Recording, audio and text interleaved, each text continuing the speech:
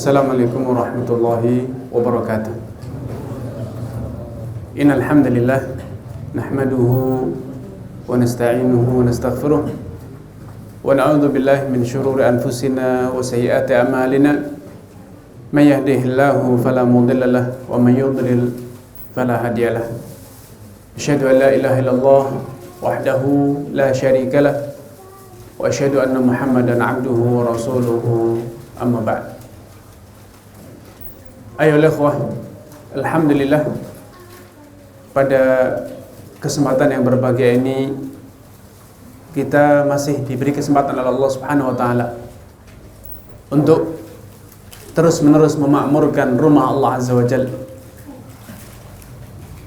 Allah Subhanahu wa taala berfirman, "Innama ya'muru masajidallah man amana billahi wal yawmil akhir wa aqamas salata wa ataz zakata wa lam yakhsha ilallah."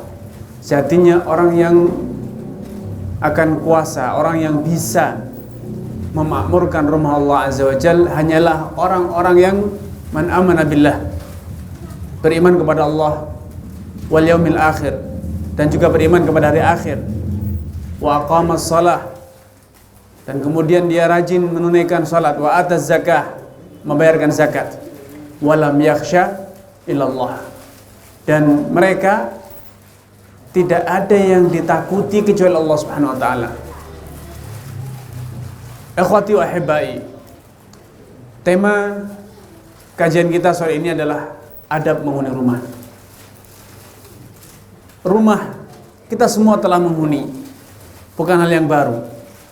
Tetapi betapa banyak dari kita menghuni rumah tapi tidak beradab, tidak mengenali, tidak menunaikan hak-hak rumah, dan juga menghuni rumah dengan cara-cara yang menjadikan rumah itu gersang, menjadikan rumah itu sarang dari kemaksiatan, sarang dari setan, menjadikan rumah kita yang kita semula kita bangun, kita beli dengan harapan menjadi tempat yang sakinah, tempat yang penuh dengan mawaddah, ya, sampai Nabi mengatakan baiti jannati, rumahku adalah surgaku. Rumah itu tempat kita kembali mendapatkan kedamaian. Namun kenyataannya banyak dari kita ketika kembali ke rumah bukannya ketenangan yang didapat, hampa. Bahkan banyak dari kita yang pulang ke rumah itu dalam kondisi penuh dengan beban, penuh dengan derita. Belum lagi penghuni rumahnya juga menjadikan mungkin sebagian kita jengah, sebagian kita terbebani, lebih suka hidup di luar rumah. Betapa banyak silakan keluar dari rumah di malam hari. Banyak orang yang milih nongkrong di depan rumah, nongkrong di perempatan jalan, nongkrong di kafe sampai larut malam. Apa yang didapat? Dia minum kopi, di rumah juga ada kopi. Dia minum teh, di rumah juga ada teh. Dia jajanan mungkin di rumah juga bisa dengan mudah didapatkan itu. Tapi kenapa banyak dari kita yang secangkir kopi di warung lebih lezat dibanding secangkir rumah, bahkan mungkin satu teko kopi di dalam rumah. Banyak dari kita yang sekedar ingin minum kopi di warung, padahal kopi yang sama, yang sasetan atau yang tubruk atau ada di dalam rumah kita. Tapi kenapa di warung sering terasa lebih lezat, lebih menyenangkan? Banyak dari kita itu menganggap biasa, bapak-bapak suka kongko-kongko nongkrong. Ada dari kita ketika masuk dalam rumah, di dalam dadanya terasa sempit. Ada rasa tidak nyaman di dalam dirinya. Sehingga dia kalau bukan karena terpaksa ingin tidur, dia lebih milih duduk di luar rumah, lebih senang kumpul di luar rumah, di perempatan jalan ataupun yang lainnya, di pos jaga, pos kampling. Inilah satu fenomena yang barangkali kita menganggap, oh biasa bapak-bapak kayak gitu. Ibu-ibu pun demikian. Jangan dikira ini hanya menimpa bapak-bapak. Ibu-ibu lebih sering Bahkan banyak dari ibu-ibu yang senang untuk ngobrol di rumah tetangga, nonggo kata orang, dibanding di rumah sendiri. Kenapa ketika berada di dalam rumah banyak dari kita yang merasa itu adalah sebuah derita? Ibu-ibu seringkali mengatakan, enak ya, bapak-bapak bebas keluar rumah, kesana kemari, pergi, kumpul sama kawannya sana dan sini. Tapi kalau ibu-ibu tersiksa, dikurung di dalam rumah bagaikan di penjara. Kata orang Jawa, ublek utek, dapur, kasur, dapur, kasur. Ini sebuah derita katanya. Makanya seringkali di akhir pekan, suami istri sepakat, yuk kita keluar rumah. Keluar rumah itu bagaikan kunci kebahagiaan. Sehingga banyak dari kita yang berkata, ketika melihat orang yang merasakan bahagia di rumah, jarang keluar rumah, suaminya pulang rumah, kalau udah pulang rumah dia tidak keluar, istri pun jarang keluar rumah, dia nganggap itu kuper, kurang pergaulan, bahkan dicela, orang kok tidak bisa bergaul, dipandang satu hal yang negatif. Padahal bisa jadi orang tersebut merasakan derita ketika bergaul. Dia mendapatkan kedamaian di dalam rumah. Allah Subhanahu wa taala menganjurkan kepada kaum wanita, waqarna fi buyutikunna wala tabarrajna tabarrujal jahiliyatil ula. Hendaknya kalian wahai kaum wanita, qarna fi buyutikun, menetaplah, berdiam dirilah di dalam rumah kalian.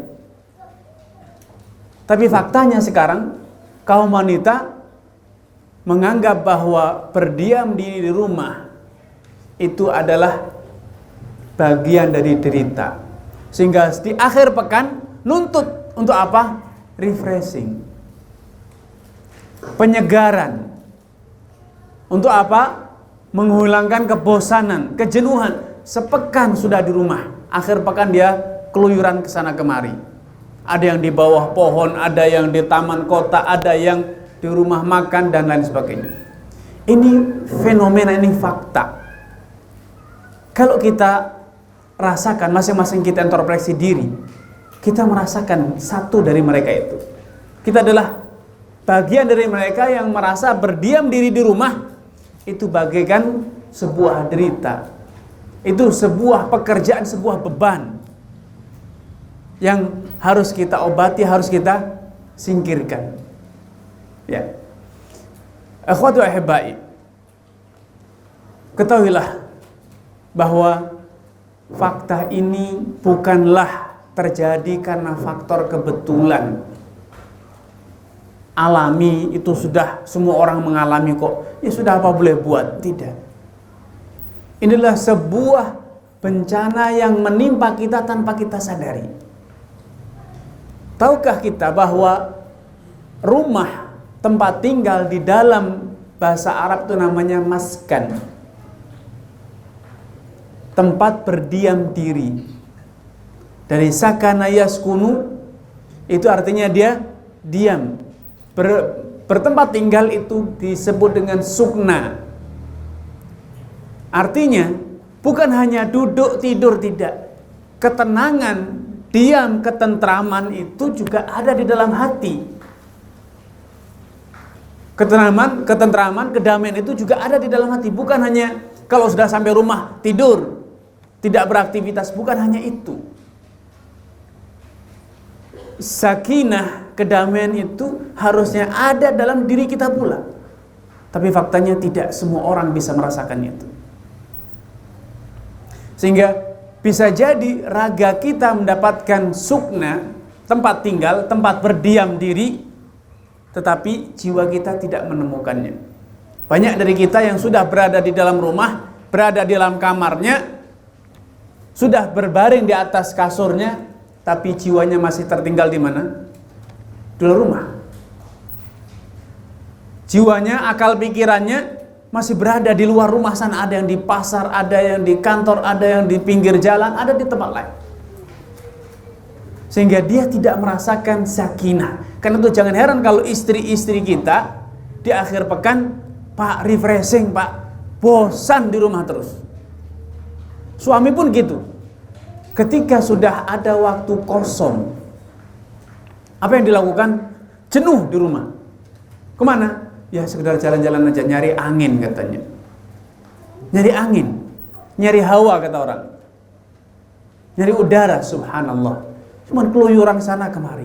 Ini fenomena, ini sebuah musibah yang harus kita sadari.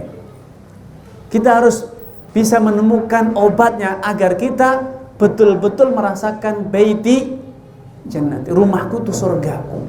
Agar istri kita betul-betul sebagaimana Allah gambarkan bahwa wanita itu akan menemukan kebahagiaannya di dalam rumah. Wa qarna fi buyutikun, dan tentramlah. Karena kata qarna, Allah tidak mengatakan uskuti atau ijlisi atau nami, tidurlah, duduklah, tidak. Allah katakan wa qarna dari kata qarar. Qarar itu adalah sesuatu yang berdiam, sesuatu yang tidak bergerak dan kokoh. Tidak dikatakan qarar kecuali sesuatu yang kokoh, seperti tembok, seperti gunung, seperti tiang, itu disebut qarar. Sehingga orang-orang yang salihah, wanita yang saleh akan sangat sulit untuk keluar rumah. Diundang keluar rumah, diajak keluar rumah itu sulit. Karena bagaikan memindahkan tonggak yang kokoh. Tapi faktanya sekarang, bapak-bapak ngeluh, tidak diundang pun nanya, Pak ada undangannya Pak, jangan disembunyikan undangannya. Kalau sudah kondangan walimah, yang paling di depan siapa? Ibu-ibu. Kalau tidak diundang pun nanya-nanya, kok tidak diundang kita Pak? Kalau wanita salihah untuk mengundang keluar rumah itu sesuatu yang berat. Karena wanita merasa terancam ketika berada dalam rumahnya. Rasulullah menyatakan, innal mar'ata aurah. Wanita itu adalah aurat. Idza kharajat, kalau wanita itu keluar, istashrafaha syaitan. Kalau wanita keluar rumah, maka setan itu akan menghiasi wanita ini di pandangan, di mata lawan jenis. Walaupun sudah tua, laki-laki mengatakan, kok tua banget ya si nenek itu. Subhanallah, sudah tua pun dilirik oleh bapak-bapak. Hitam, wanita itu hitam, pesek, pendek, gembrot. Laki-laki pun masih melihat, kok ada wanita sehitam itu. Memang kalau hitam halal dilihat, kalau pesek halal dilihat. Tapi itu liciknya setan. Tetap dengan 1000 cara mengundang agar lelaki itu penasaran untuk memperhatikan siapa? Wanita. Yang cacat, apalagi yang cantik jelita. Itulah fakta. Istashrafaha syaitan.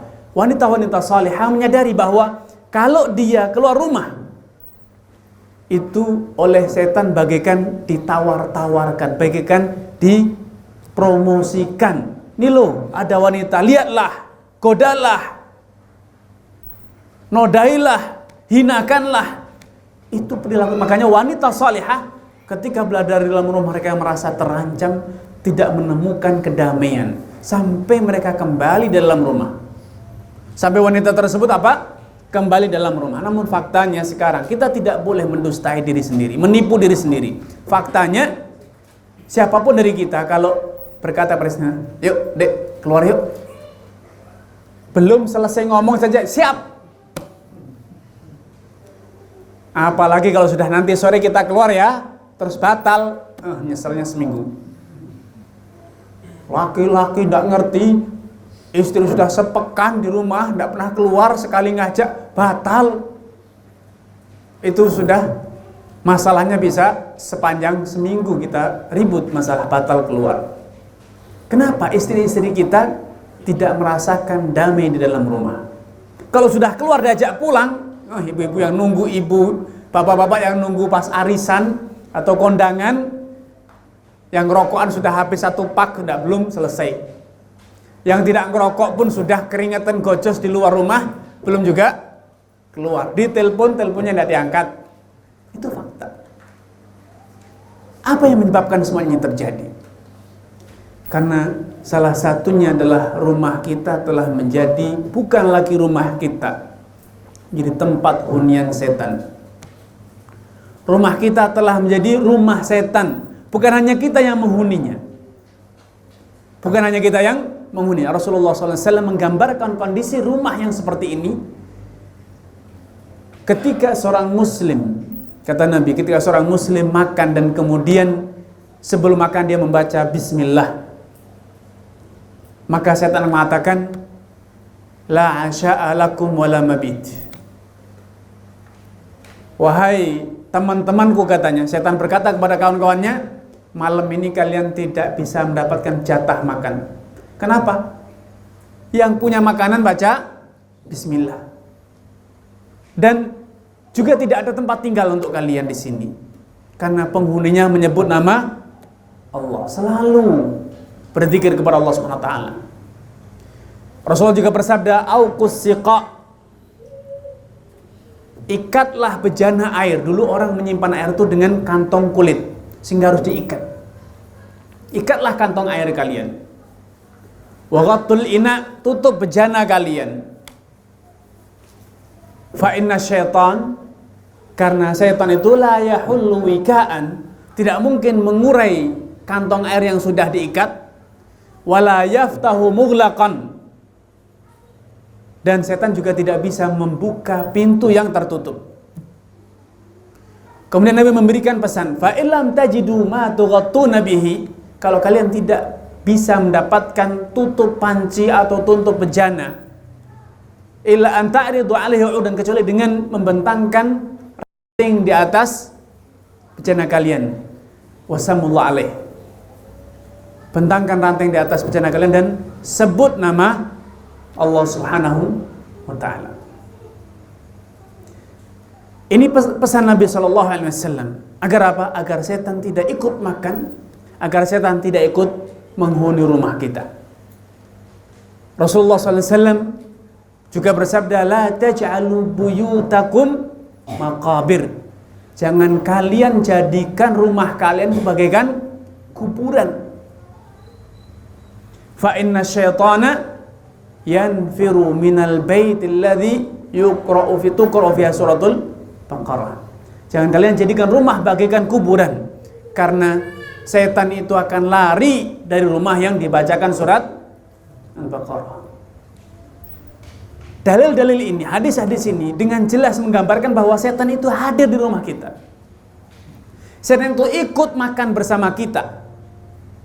Setan itu ikut berada di dalam rumah kita. Itu salah satu sebab kenapa kita tidak bisa tentram dalam rumah. Keluarga kita tidak nyaman di rumah, merasa dalam rumah itu bagaikan sebuah penderitaan.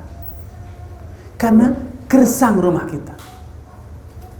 Andai rumah kita itu jauh dari setan, rumah kita didatangi oleh malaikat pembawa rahmat,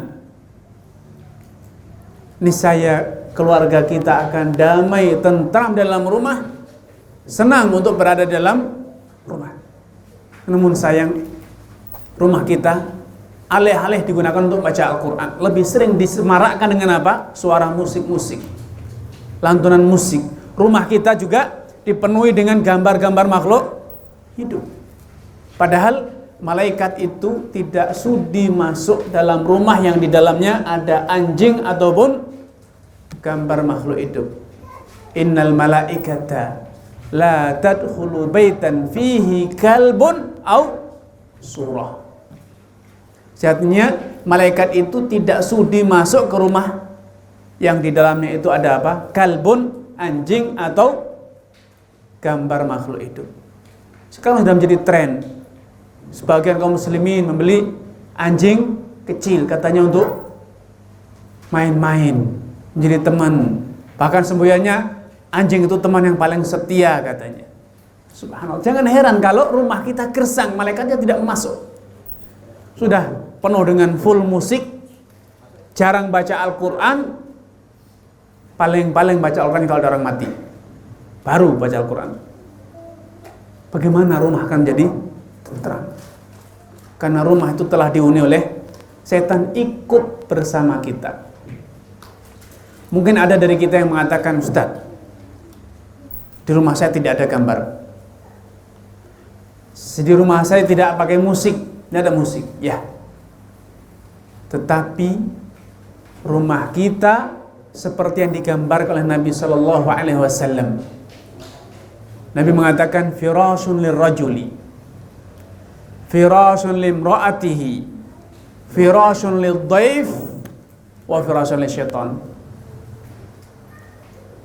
Satu tempat tidur, satu kamar tidur itu untuk suami, satu kamar tidur untuk istri, karena kadangkala istri harus tidurkan anak yang masih kecil, suami tidak ingin terganggu, dia tidur di kamar sendiri, istri di kamar sendiri bersama anak-anaknya. Wa firashun lidhaif, satu kamar lagi untuk tamu. Kemudian wa firashun lisyaitan, kata Nabi, satu kamar lagi itu akan dihuni oleh setan. Sebagian orang memahami hadis ini dengan salah, dengan menganggap bahwa berarti di rumah itu kalau ada 4 kamar, pasti kamar keempat tempatnya setan. Bukan seperti itu maksudnya. Maksud dari hadis ini adalah ketika kita membangun rumah melebihi kebutuhan, melebihi apa yang dibutuhkan. Anak cuma 2, masih pengen punya anak lagi. Enggak Ustaz, sudah repot, 2 aja sudah repot. Mau nikah lagi, ya Allah Ustaz, takutnya setengah mati. Tapi kamarnya ada berapa? Kamarnya ada 6, 2 tingkat. Di atas ada 3 kamar, di bawah 3 kamar. Nanti kadang-kadang keluarga Ustaz datang. Kapan keluarga datang? Kalau keluarga mau datang, Fulan, saya mau datang, ya Allah anak sibuk. Kalau ada anak mau mampir nginep, ya Allah anak ada lagi di luar rumah. 1001 alasan teman kalau ada keluarga mau datang. Wah, istri lagi marit, anak lagi mau ujian. 1000 alasan agar tidak ada tamu yang nginep di rumah. Tapi ketika bangun apa? Jaga-jaga kalau ada keluarga, ada tamu. Sehingga untuk apa punya rumah besar? Untuk punya kamar yang banyak kalau ternyata punya anak saja tidak mau banyak. Sehingga kita membuat kamar-kamar hanya sekadar untuk tabahi, berbangga-bangga. Itu namanya saraf, berlebih-lebihan. Dan saraf, berlebih-lebihan itu adalah perilaku yang haram, perilaku yang bertentangan dengan syariat Islam. Itu setan yang mengajarkannya. Setanlah yang membisikkan agar kita berbangga-bangga dengan rumah besar, tapi anak sedikit mungkin. Cukup Ustaz, laki 1, perempuan 1. Anak 2 lebih baik. Untuk 2 anak lebih baik. Padahal yang lebih tepat adalah anak banyak, itu yang lebih baik. Karena Rasulullah SAW menganjurkan kita untuk banyak-banyak anak. Tapi yang terjadi kita adalah besar-besaran rumah, anaknya sedikit. Ini salah satu biang rumah kita lebih sering dihuni setan.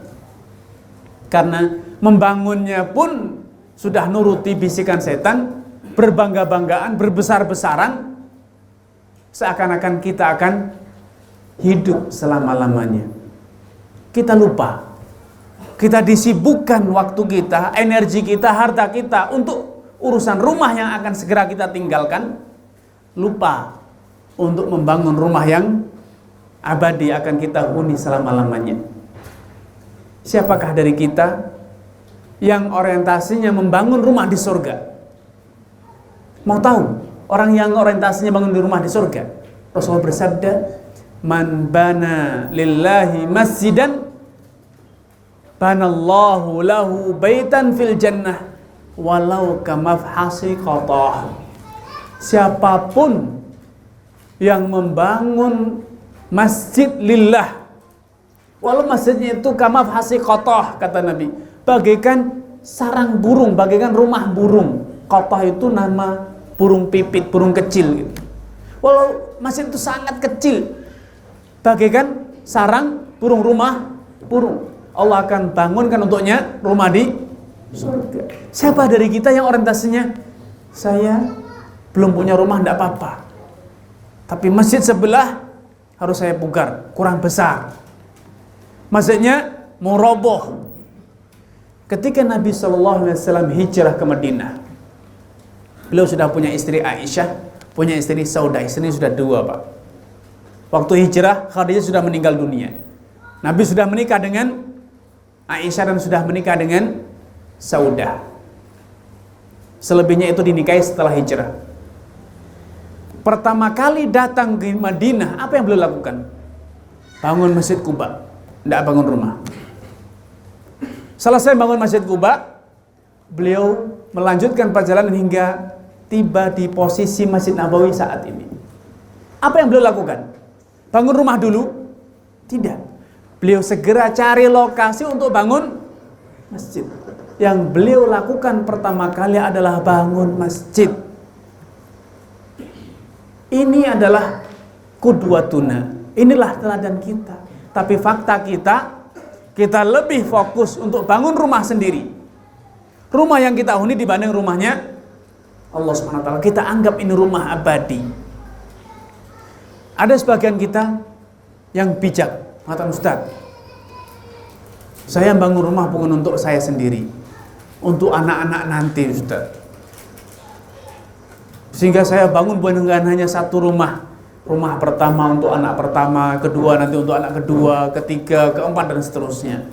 Mumpung mereka masih kecil, saya bangunkan.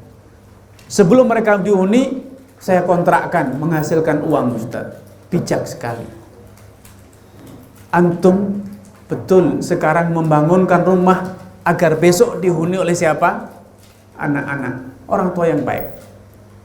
Tapi tahukah antum bahwa antum sekarang membangunkan rumah untuk dihuni oleh anak-anak besok? Tapi besok jangan kira anak-anak akan membangun rumah untuk anda huni. Besok anak-anak anda akan mengantarkan anda ke rumah. Di mana? Di alam kubur. Mayoritas anak-anak di zaman sekarang, bahkan sepanjang masa, tidak lagi membangunkan rumah untuk orang tuanya di dunia. Yang ada, yang paling banyak adalah anak-anak itu paling mengantarkan ayahnya untuk masuk ke liang kubur. Kata Nabi, yatba'ul mayyit salat. Kalau orang mati, dia itu akan diikuti oleh 3 hal. Yang pertama, ahluhu, keluarganya. Yang kedua adalah maluhu, hartanya, karyawannya, kendaraannya untuk ngusung dan lain sebagainya. Yang ketiga amaluhu. Yang 2 pulang. Anak, istrinya, keluarganya, koleganya semua akan segera kembali. Hartanya pun akan segera diusung kembali. Yang akan setia bersama siapa? Amalannya. Tidakkah kita ingat bahwa anak yang sekarang kita manjakan, kita bangunkan rumah yang lebar, rumah yang mewah, masing-masing kita belikan rumah. Tidakkah kita ingat bahwa mereka besok akan mengantarkan kita ke dalam liang kubur? Kalau ternyata rumah yang akan kita huni di alam kubur itu tidak kita siapkan, maka percayalah, anak juga tidak akan mempersiapkannya untuk kita. Kalau bukan kita yang menyiapkan alam kubur, rumah yang akan kita huni di alam kubur, dan kemudian kita akan berpindah ke rumah yang abadi di surga atau di neraka, naudzubillah, maka tidak ada lagi yang akan mempersiapkannya untuk kita. Wala taziru waziratun wizra, masing-masing akan mempertanggungjawabkan amalannya sendiri. Karena itu Bapak-Ibu sekalian, mari kita rubah pola pikir kita. Rumah yang kita huni sesaat di dunia boleh, silakan dibangun, karena memang itu adalah bagian dari kebahagiaan dunia kita. Min sa'adatil mar'i, di antara kunci kebahagiaan orang adalah maskanul wasi', rumah yang lapang. Tidak masalah, silahkan, halal untuk dibangun, tapi jangan sampai itu menjadi orientasi hidup kita. Cita-cita tertinggi bikin rumah, kendaraan, fasilitas yang mewah, tidak. Ingat, itu hanya sesaat kita huni. Sementara terusnya, bahkan selama-lamanya adalah rumah yang seringkali kita abaikan, rumah di akhirat. Karena itu setiap kali kita masuk ke dalam rumah, percayalah, ingatlah, setiap kali kita buka pintu ke rumah, ingat itu hanya rumah sesaat. Sementara cepat atau lambat kita akan dikeluarkan dari rumah tersebut. Suka atau tidak suka, anak istri kita akan mengeluarkan kita dari rumah itu. Walaupun kita yang membangun, kita yang membeli dengan cucuran keringat kita bangun. Tapi percayalah bahwa orang yang kita ajak masuk ke dalam rumah, bisa jadi istri kita, bisa jadi anak kita, nak, bapak sudah bangun rumah, ayo kita pindah ke rumah yang baru, yang sudah selesai dibangun. Percayalah, mereka lah orang yang akan mengeluarkan kita. Tetangga tidak akan berani mengusung Anda keluar rumah, kecuali atas perintah mereka. Mereka lah yang mengatakan, Pak, silahkan sekarang diberangkatkan. Mereka akan mengusir kita dari rumah yang kita bangun sendiri, yang kita beli sendiri dengan cucuran keringat kita sendiri, kemana? Untuk dititipkan di dalam perut bumi. Itu kesetiaan istri, itu kesetiaan anak. Orang tua mungkin jungkir balik membangunkan rumah untuk anak-anaknya, tapi cepat atau lambat mereka akan mengeluarkan Anda dari rumah yang Anda bangun, dari rumah yang Anda beli. Kalau demikian faktanya, maka kita semua harus sadar, untuk apa rumah yang kita akan segera diusir darinya, dikeluarkan darinya dalam kondisi digotong tidak berdaya. Untuk apa kita perjuangkan mati-matian kemudian kita lupa rumah yang akan kita huni untuk selama-lamanya, baik itu di alam kubur atau di alam akhirat kelak. Karena itu hendaknya setiap kali kita masuk ke rumah, ingatlah ini rumah sementara, bukan selama-lamanya. Itu adalah rumah sementara. Kemudian di antara hal yang perlu diingat ketika kita berbicara tentang rumah, bahwa rumah itu bukan untuk banyak orang dari kita ketika masuk dalam rumah saya privasi, saya bebas berbuat apa saja dalam rumah, tidak ada yang lihat, tidak ada yang tahu, maka bebas berbuat sesuka hatinya. Tidak. Walaupun kita di rumah sendiri, walaupun kita di kamar sendiri, ketahuilah Allah senantiasa melihat, Allah senantiasa mengawasi, Allah senantiasa meminta pertanggungjawaban atas apa yang kita lakukan di luar ataupun di dalam rumah. Ini yang perlu ditanamkan. Banyak dari kita menanamkan pada anak dan istrinya malu pada tetangga, malu kepada orang lain, sehingga ketika di dalam rumah santun, dalam rumah menutup aurat, di dalam rumah dia tidak berbuat yang maksiat. Tapi banyak dari kita, adzanallahu iyyakum, ketika berada di dalam rumah, berada di kamar sendiri, berbuat sesuka hatinya, berbuat maksiat sesuka hatinya. Apalagi di zaman sekarang dengan fasilitas televisi, fasilitas video, HP dan lain sebagainya, internet. Banyak dari kita yang sengaja bangun rumah, kedap suara, tidak kedengaran oleh tetangga, dan kemudian melakukan apa saja yang suka di dalam rumahnya. Dikira kalau sudah berada dalam rumah aman. Suatu hari Rasulullah SAW ditanya oleh seorang sahabat, "Ya Rasulullah, auratuna ma na'ti minha wa ma nadar."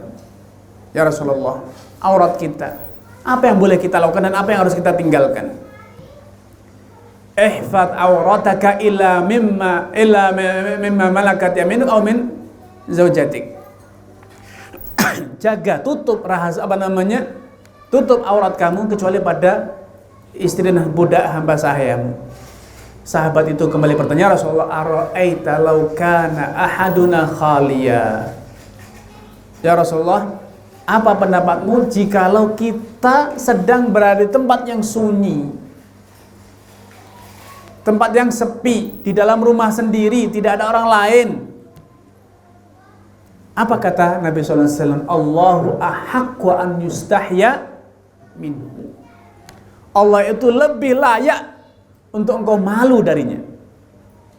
Kalau kita sekarang malu dari orang lain, ketemu dengan tetangga malu, menjaga perilaku, menjaga harga diri, nama besar keluarga, nama baik keluarga, maka ketika kita hanya berhadapan dengan Allah di dalam rumah, kita lebih layak untuk semakin protektif, semakin menjaga diri dari perbuatan-perbuatan yang maksiat.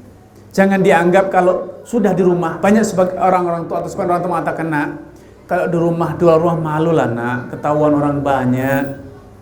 Apa kata mereka nanti? Jadi kalau di rumah udah, di rumah kau lakukan apa saja yang kau mau. terserah di rumah sendiri. Ini adalah hal yang salah. Kita harus tanamkan justru ketika kita sedang sendiri hanya Allah yang melihatnya. Seakan-akan kita menantang Allah. Seakan-akan kita menantang Allah Subhanahu wa ta'ala. Sehingga etikanya seharusnya ketika kita dalam rumah, kita tanamkan kepada keluarga kita agar puncak dari akhlak terbaik ditunjukkan, dibuktikan ketika berada di dalam rumah. Jangan sebaliknya. Jangan sebaliknya kita nak kalau di luar kamu harus jaga nama baik keluarga. Di rumah engkau lakukan apa saja yang kamu mau. Tidak. Kita harus tanamkan bahwa di luar pun kita hanya berakhlak baik karena lillah. Di dalam rumah pun kita tetap menjaga akhlak yang baik. Dan ini bukan hanya pada anak, bukan hanya pada anak-anak. Suami kepada istri, istri kepada suami pun demikian. Akhlak yang baik, perbuat baik itu bukan hanya di luar rumah karena malu sama orang, tapi juga di dalam rumah. Karena itu bukti seseorang itu dikatakan berakhlak baik adalah kalau dia sudah mampu berakhlak baik kepada keluarganya, kepada istrinya. Khairukum li ahlihi wa ana khairukum li ahli. Orang yang paling baik dari kalian adalah orang yang paling baik kepada istrinya, dan aku adalah orang yang paling baik kepada istriku. Para ulama menjelaskan kenapa perilaku suami kepada istri dijadikan sebagai standar mutu akhlak. Karena seringkali suami ketika di depan istri sudah tidak ada rasa sungkan, tidak ada rasa malu, tidak ada rasa takut. Ya. Berbeda ketika berada di luar rumah. Sehingga dari pemahaman hadis ini kita bisa simpulkan bahwa seharusnya seorang muslim ketika berada di dalam rumah itu dia sedang menjaga akhlak yang paling sempurna. Ketika berada di rumah itulah puncak akhlak dia, bukan ketika berada di luar rumah. Karena ketika di luar rumah dia akan teruji, akan muncul aslinya.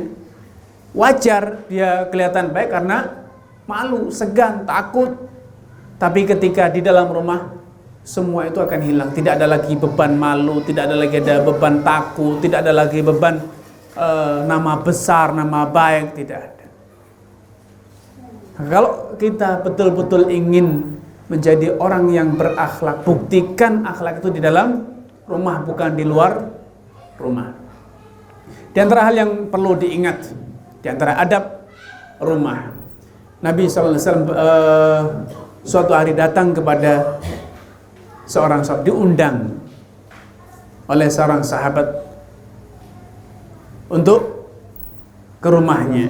Maka ketika sampai di rumahnya, sahabat ini dalam kondisi buta, ya, dia repot untuk pergi selalu ke masjid. Maka Nabi SAW datang ke rumah ini dan memberikan satu hadiah istimewa, yaitu untuk memulai sholat sunnah di rumah tersebut. Dia meminta kepada Nabi untuk memilihkan tempat yang paling tepat di rumahnya untuk dijadikan musholla di dalam rumah. Sehingga para ulama kemudian menyimpulkan bahwa di antara hal yang disunnahkan dalam rumah adalah memilih satu tempat spesial untuk dijadikan tempat khusus musholla di dalam rumah. Sehingga disitulah ditunaikan sholat sunnah, disitulah istri-istri kita, anak-anak wanita kita sholat, menunaikan sholat fardu dan sholat-sholat sunnah. Sunnah hukumnya menghususkan satu tempat untuk menunaikan sholat. Karena Nabi SAW juga bersabda, ij'alu min sholatikum fi buyutikum. Dalam riwayat lain mengatakan, afdalu sholatil mar'i fi baitih. Sholat yang paling utama yang kau lakukan itu adalah ketika itu dilakukan di mana? Di dalam rumah. Illal maktubah, kecuali sholat fardu. Kalau sholat fardu maka harus di masjid. Ya. Ini di antara adab rumah. Ya. kita mengkhususkan satu tempat yang spesial, kita jaga kesuciannya, arah kiblatnya jelas, sehingga siapapun yang masuk ke rumah kita akan tahu arah kiblat dan juga akan teringat waktu-waktu sholat. Karena ketika istri lalu lalang dari kamar ke dapur, kamar ke ruang tamu, dia akan melintasi ruang sholat.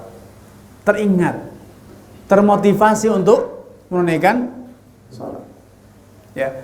Kemudian di antara adab yang sepatutnya kita lakukan di rumah, hendaknya ketika kita membuka pintu, menutup jendela, membuka pintu, membuka jendela, hendaknya senantiasa diiringi dengan menyebut nama Allah Subhanahu wa taala. Ketika kita masuk rumah pun sebut nama Allah Subhanahu wa taala dengan membaca basmalah atau membaca doa yang juga diajarkan oleh Nabi sallallahu alaihi wasallam, bismillahi walajna wa bismillahi kharajna wa ala rabbina tawakkalna. Ini tuntunan Nabi sallallahu alaihi wasallam. Kalau keluar rumah membaca bismillahi tawakkalna 'ala Allahi la haula wala quwata illa billah. Ini etika, ini adab yang mencerminkan akan ideologi, mencerminkan akan akidah kita. Bahwa masuk rumah pun kita berhasil kembali dari tempat kita bekerja, beraktivitas, bisa kembali ke rumah itu adalah berkat ma'unah dari Allah Subhanahu wa taala. Sebagaimana kita berada di rumah itu pun dengan tenang, dengan tentram di rumah, itu juga atas ma'unah dari Allah Subhanahu wa taala, sehingga kita katakan bismillah, ya Allah aku mohon pertolonganmu masuk ke dalam rumah. Keluar rumah pun demikian. Dan senantiasa membaca basmalah dalam aktivitas kita di rumah, makan, tidur, membuka pintu, buka jendela, tutup pintu, tutup jendela, itu akan menjadikan rumah kita jauh dari setan dan dekat dengan malaikat pembawa rahmat, sehingga rumah kita akan menjadi rumah yang sakinah, rumah yang tentram. Di antara hal yang perlu kita lakukan dan kita ingat berkaitan dengan adab-adab menghuni rumah, di antara hal yang dilakukan oleh banyak masyarakat adalah menghiasi dinding-dinding dengan apa? Dengan kain, dengan hambal, dengan yang serupa. Para ulama berselisih pendapat, apa hukumnya memasang hambal, memajang kain di dalam rumah. Banyak para ulama mengatakan hukumnya makruh dan bahkan sebagian ulama mengatakan haram. Namun yang paling kuat adalah makruh hukumnya, menghiasi dinding dengan kain ataupun dengan hambal. Suatu hari Rasulullah sallallahu alaihi wasallam masuk ke dalam rumahnya di saat sebagian istrinya memasang kain di rumahnya. Atustarul juduru innalam nu'mar bisitril juduri. Kita tidak pernah diperintah Allah Subhanahu wa taala untuk menutupi dinding. Yang diperintahkan untuk tutupi itu aurat kita. Suatu hari Abdullah ibnu Abbas atau Abdullah ibnu Umar diundang jamuan ke rumahnya sahabat Anas bin Malik, atau sebaliknya sahabat Anas bin Malik diundang kepada walimahnya Abdullah ibnu Umar menikahkan salah seorang putranya. Di rumah, ketika Anas bin Malik masuk ke rumah Abdullah bin Umar, sampai di pintu ternyata dinding rumah Abdullah bin Umar sudah dihiasi dengan kain. Maka Anas bin Malik berdiri di pintu dan mengatakan, "Ma hadza ya Aba Abdurrahman?" Wahai Abu Abdurrahman, apa ini dindingmu kok sudah dihiasi dengan kain? Ghalabatnan nisa, katanya. Abdullah bin Umar mengatakan, "Wahai Abu Hamzah, istri-istriku mengalahkan aku. Mereka ngotot menghiasi dinding rumahku dengan kain ini." Ya. Kemudian Anas bin mengatakan, "Inna lam nu'mar an-nastural judur." Kita tidak diperintahkan untuk menutupi dinding sebagaimana kita diperintahkan untuk apa? Memakaikan kain pada Ka'bah. Kemudian Anas bin Malik pulang dan tidak jadi menghadiri walimah di rumahnya sahabat Abdullah ibnu Umar. Berdasarkan riwayat-riwayat ini, Sebagian bahkan itu banyak para ulama mengatakan menghiasi dinding dengan kain itu hukumnya makruh. Kecuali kalau ada hajah dindingnya jebol, tutup, atau jendela dari kaca agar tidak keluar dari rumah, boleh. Tapi ketika itu dihiaskan dinding saja dihiasi, maka menurut mayoritas ulama itu hukumnya makruh. Kemudian di antara hal yang perlu diingat, dan ini salah satu hal yang sudah menjadi salah kaprah, menjadi perilaku banyak orang di zaman sekarang, tabahi dengan rumah, berbangga-bangga dengan rumah. Tangga ganti cat, ikut ganti cat. Tangga ganti pintu, ikut ganti pintu. Tangga beli sofa, kita ikut beli sofa. Dan demikian seterusnya. Tangga bangun rumah baru, bangun juga, pugar rumah kita. Kalau sudah ngeliat tangganya, rumahnya lebih gede, wah Pak ya, rumah tangga kok lebih gede Pak ya. Iya ya, kita nanti mikir kita jual aja, ganti yang lebih gede lagi. Terus demikian tabahi, berbangga-bangga dengan rumah. Ini adalah salah satu tanda dekatnya kiamat. Rasulullah SAW ketika mengabarkan tentang datangnya hari kiamat, beliau menceritakan perilaku masyarakat di zaman itu, di akhir zaman, bahwa kiamat tidak akan bangkit sampai engkau melihat orang-orang yang miskin, ru'a asya'i kata Nabi, mereka para penggembala kambing, alias mereka orang miskin. Rasulullah tidak gambarkan mereka penggembala onta, tidak. Mereka ru'a asya', penggembala kambing, orang miskin mereka itu. Yatatawaluna fil bunyan, berlomba-lomba tinggi-tinggian rumah, 2 tingkat, 3 tingkat. Untuk apa? Hanya sekedar tabahi, berlomba-lomba untuk rumah. Keluarga bangun 2 tingkat, kita bangun, saya juga bisa 2 tingkat. Bukan karena kebutuhan. Padahal rumah itu dibeli, rumah itu dibangun, idealnya kita mengacu bercermin pada kebutuhan, bukan karena apa? Tren, bukan karena mode, bukan karena apa? Keluarga ataupun yang lainnya. Ini beberapa adab, beberapa etika dalam rumah. Dan yang terakhir yang perlu ditekankan di sini adalah bersyukur kepada Allah Subhanahu wa taala. Syukurilah. Apapun dan seperti apapun rumah kita, itu adalah karunia Allah Subhanahu wa taala. Syukurilah. Dan jangan dijadikan itu sebagai kunci bahagia atau sengsara hidup, karena sejatinya itu rumah sesaat kita. Rugi kita ketika kita fokus bangun rumah, menghiasi rumah, tapi kita lupa bahwa ini bukan rumah yang selama akan kita huni. Cepat atau lambat kita akan diusir dari rumah ini oleh keluarga kita yang tercinta. Anak-anak yang kita bangunkan rumah, ternyata mereka lah yang akan mengeluarkan kita dari rumah ini untuk ditempatkan ke rumah yang sebenarnya, yaitu alam kubur, yang kemudian itu menjadi pintu dari alam akhirat kelak. Wallahu ta'ala a'lam. Mungkin kalau ada yang mau ditanyakan, kita mungkin setelah azan ya. Kita azan dulu.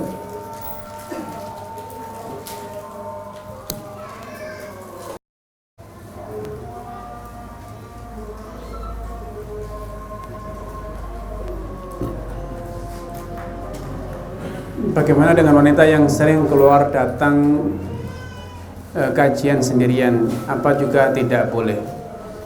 Perlu difahami bahwa apa yang disampaikan tadi itu bukan berarti wanita tercela untuk keluar secara mutlak, tidak. Tapi sesuai dengan keperluan saja, kebutuhan saja.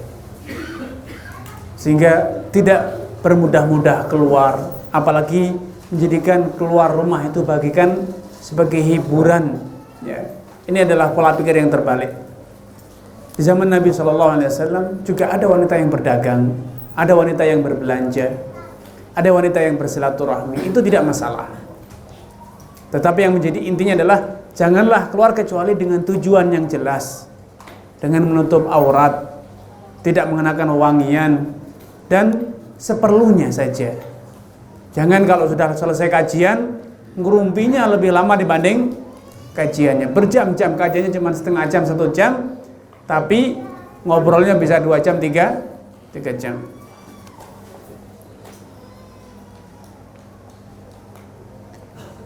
Apakah foto juga termasuk gambar makhluk bernyawa?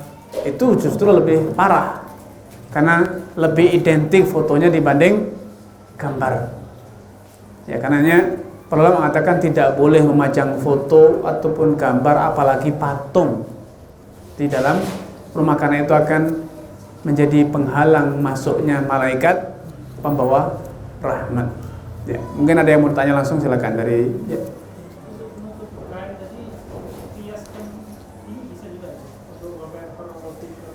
Ya, wallpaper beda dengan kain. Wallpaper itu biasanya adalah untuk menutupi dinding agar tidak mudah kotor, dan juga itu sebagai pengganti cat bagi banyak orang agar lebih efisien, lebih murah dibanding harus ganti-ganti cat, ya, karena lebih mudah dibersihkan, lebih mudah dirawat. Itu ya, walaupun tujuannya menghiasi, berbeda dengan kain. Kenapa dengan kain tercela? Ada satu arti yang sangat besar, bahwa kain itu menyerupai Ka'bah. Biasanya sesuatu yang dibungkus dengan kain itu sesuatu yang sakral, sesuatu yang istimewa. Ya. Karena itu tidak mungkin kita memasang kain yang murahan di dinding. Pasti kain yang mahal, kain yang berharga. Padahal kain itu sangat berharga dan itu lebih layak untuk digunakan keperluan yang lain. Apalagi kalau ada tasyabuh dengan Ka'bah, ada makna ta'zim. Ya. Islam mengajarkan bahwa sesuatu yang berharga itu, apalagi yang sangat berharga itu, dirawat dengan baik. Seperti halnya Ka'bah, ditutupi, dibungkus dengan kain sebagai gambaran untuk menambahkan image bahwa itu sesuatu yang sakral, sesuatu yang sangat dihormati. Ya. Padahal tadi sudah disampaikan bahwa rumah kita itu rumah yang sesaat kita huni. Cepat atau lambat kita akan diusir dari rumah tersebut oleh keluarga kita tersendiri.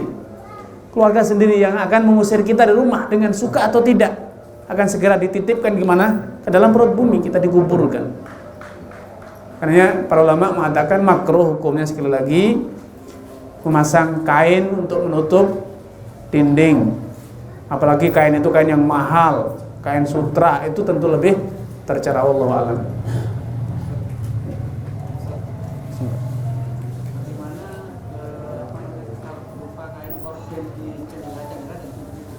Ya, kalau tadi sudah disampaikan bahwa korden di jendela, di pintu itu tidak mengapa, karena itu ada hajah, diperlukan untuk menutup dari pandangan orang lain, itu tidak masalah. Dulu Nabi juga punya korden untuk menutup pintunya, ya, itu tidak masalah. Wallahu a'lam.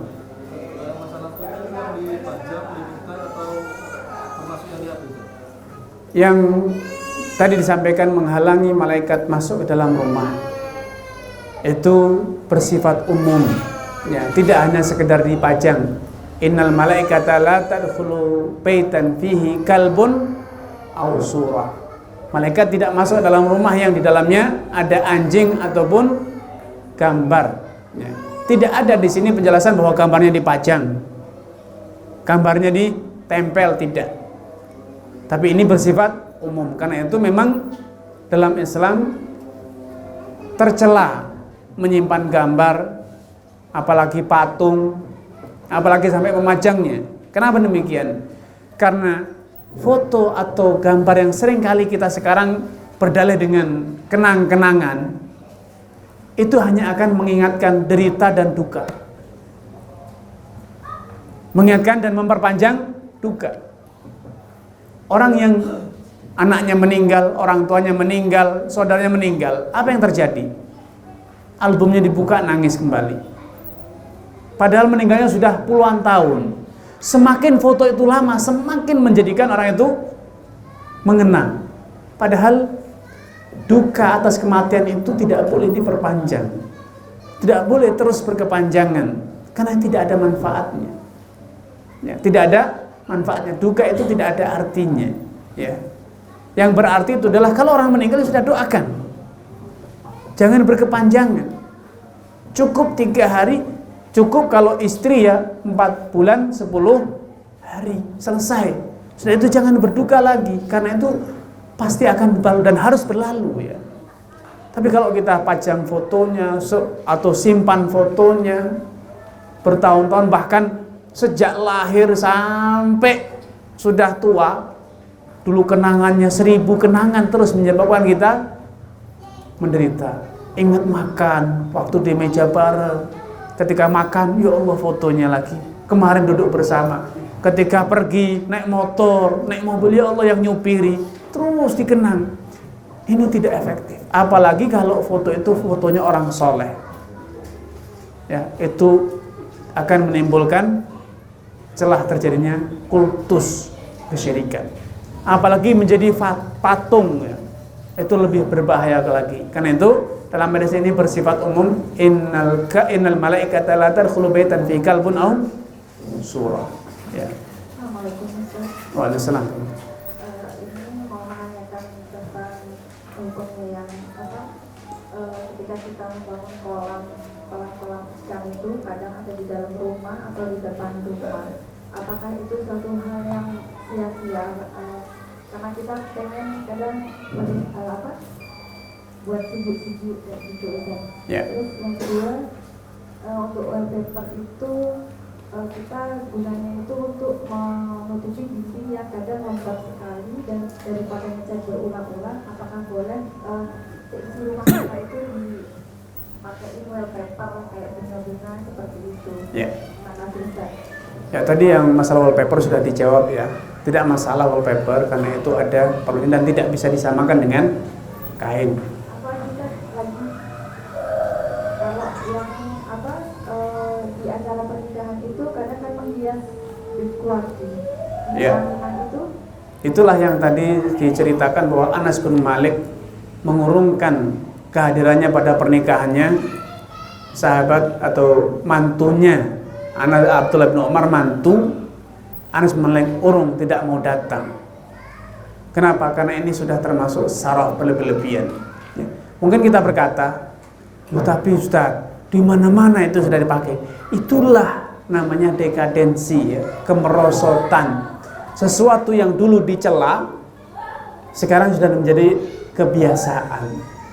Kalau kita melakukan pernikahan tidak ada dekorasi kain macam-macam, mungkin mengatakan nikahan kok kayak kematian katanya. Tidak ada hiasannya, subhanallah. Ya, awal pernikahan sudah dimulai dengan berbagai perbuatan dosa, maksiat, buah-buahan ditusui, dijadikan pajangan saja, kemudian nanti dibuang. Apa arti semua itu? Kita lebih sibuk dengan simbolik, ya, simbol keindahan, padahal setelah nikah isinya cekcok, nagih hutang dan sebagainya. Berlebih-lebihan. Ya. Memang unsur tradisinya lebih kental dibanding manfaatnya. Dekorasi bunga dalam pernikahan itu nilainya berapa ratus ribu, bahkan mungkin jutaan ya. Itu dipakai hanya berapa jam dan kemudian dibuang. Ada yang disimpan itu. Semua dibuang, tidak ada yang membawa. Tamu pun undang, "Bapak tolong dibawa itu dekorasinya." Tidak akan ada yang harganya mahal. Apa kita tidak sadar bahwa itu adalah mubadzir? Innal mubadzirina kanu ikhwana syayatin, ya. Jadi kita harus sadar ini adalah kemerosotan di zaman kita, ya. Kemudian tadi masalah kolam, asalkan tidak berlebihan, insya Allah tidak masalah. Tapi sebagian orang dengan anggaran yang sangat besar, kolam dikondisikan sedemikian mewah, air laut yang setiap hari harus diganti, setiap sekian hari diganti, biayanya mahal. Oh iya, ikan hias mahal sekali Pak. Ya itu termasuk berlebih-lebihan. Ya, kalau memang untuk hiasan ya sewajarnya saja, jangan sampai berlebih-lebihan sampai kemudian anggaran untuk melihara ikannya lebih besar dibanding sedekah kita kepada fakir miskin di sebelah rumah. Ini tentu sudah pola pikir dan perilaku yang terbalik ya. Banyak saudara kita yang miskin lebih butuh pada anggaran itu. Kita lebih rela memberi untuk pakan ikan yang tidak berguna kecuali hanya sekedar untuk tontonan, tapi kita tidak rela untuk memberikannya kepada saudara kita yang membutuhkan.